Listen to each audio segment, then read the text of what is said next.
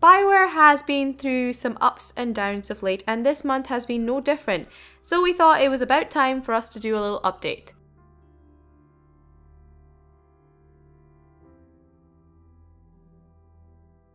Hi, this is Rima from Odyssey Gaming, and today I'll be recapping some important news from Bioware regarding a few significant studio changes and some minor updates to some of their titles.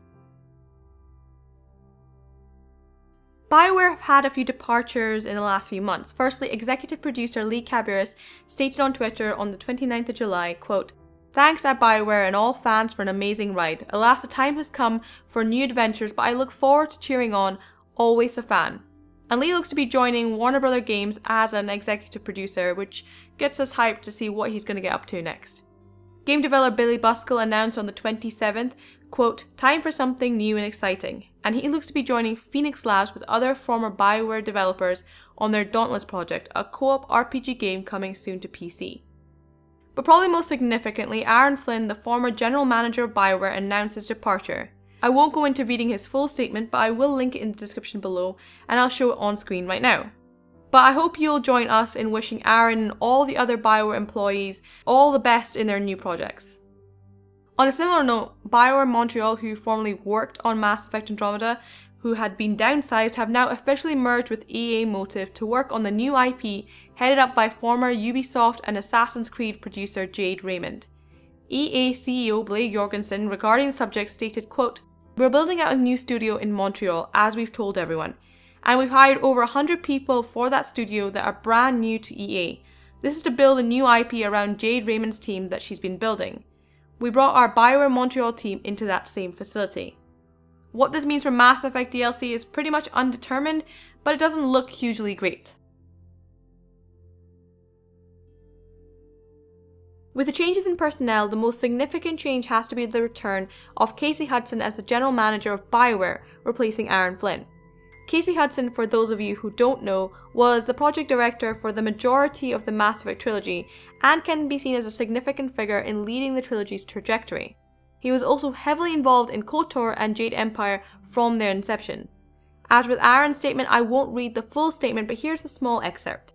Quote, "The last few years have been transformative for me, from having time to reflect on what I most want to do, to working with new technologies at platform scale. And now I'm thrilled to have the opportunity to return to lead Bioware, a studio I think of as home. I'd also like to wish my good friend Aaron Flynn the very best in the future. Aaron and I have worked together from the earliest days of Star Wars Knights of the Old Republic to setting the foundation for Anthem.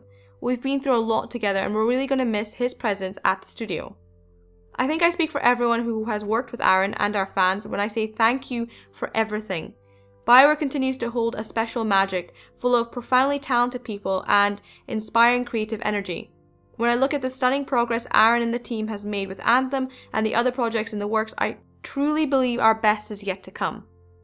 What this means for Bioware, Anthem, and the future of the rest of Bioware's franchises is still unknown, but it's nice to see Casey return to the studio he helped make so great.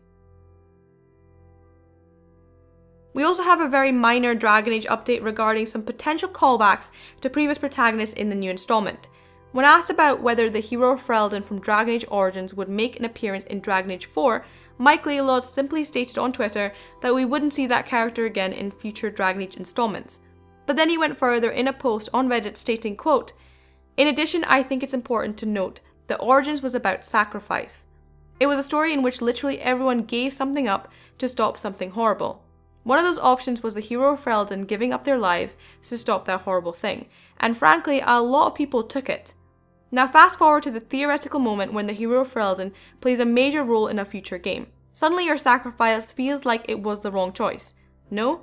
Well, it wasn't. It was a perfect ending to the core themes of Origins. So with that, plus many complications it would take to even get the hero Ferelden into a future game due to the multiplicity of Origins, lack of voice, and hundreds of options to account for, plus the fact that I firmly believe it would not live up to the expectations unless we poured so many resources into that, it would damage the rest of the game's potential.